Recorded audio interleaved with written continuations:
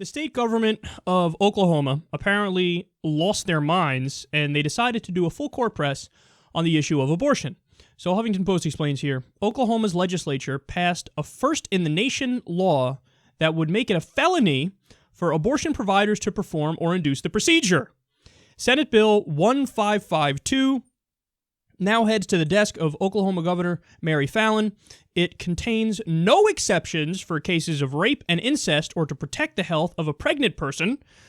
Doctors would be barred from obtaining a license to practice medicine in the state if they violated the law, which refers to performing an abortion as unprofessional conduct.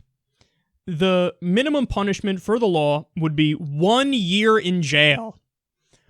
Okay, so what they did here is they outlawed abortion. They banned abortion. Now, as many of you are probably thinking, rightly so, the response is, you can't do that. I'm beyond amazed at how little various politicians all across the country in different states, how little they know about the Constitution, how little they know about our system of government. Did none of you knew this? None of you know how this works. That, okay, you have the Supreme Court that ruled in Roe versus Wade and later on in the fetal viability case that up to a certain point, abortion is a right. So a woman gets to make the choice up to a certain point. Now, after wherever they happen to draw the line, again, the fetal viability case, I guess it's around 23 weeks or so. After that, you can regulate it in certain ways. But before that, it is a right. These absolute, profound, ignorant pricks were like, well, we disagree. We're just gonna contradict the Supreme Court of the United States of America, who determines the constitutionality of given actions.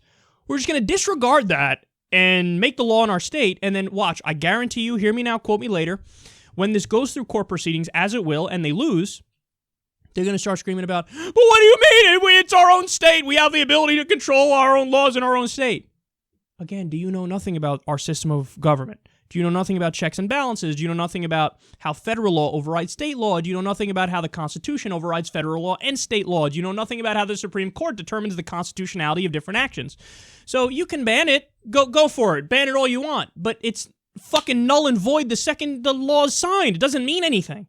It's like if in a certain state in the country, liberals decided, you know what?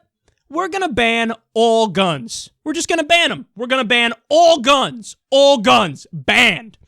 What would conservatives say there? Well, they'd go, the Constitution, what are you talking about? You're not allowed to do that. And they're right. They'd be right if they said that. You can't ban all guns. You could do, certain kinds of regulation, of course. But you can't ban all guns. Well, they would get it right there, but here they can't fucking see straight because it's their pet issue. Oh, we hate women having the right to choose, so just ban it. Again, you know nothing about how the process works. And furthermore, we've seen an all-out assault on women's rights for over a decade now, where you have Republican politicians in red states. They get into power, and what they do is they push these TRAP laws.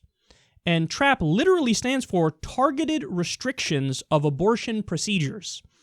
So what they do is they'll send people to abortion clinics, and they take out a tape measure, they measure the length of the walls, the height of the ceiling, and then they go, okay, that's nice. You go to the person who owns the abortion clinic, go, okay, just let you know, you're going to be shut down next week. They're like, what the fuck are you talking about? That's crazy. They go, yeah, we just passed a new regulation.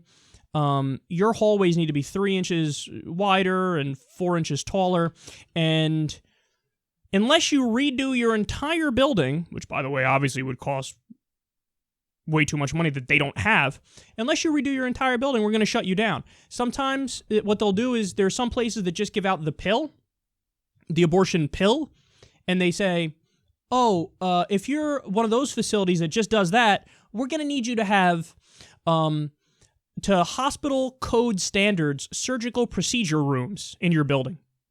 They're like, we don't even do procedures here. We just give that pill here.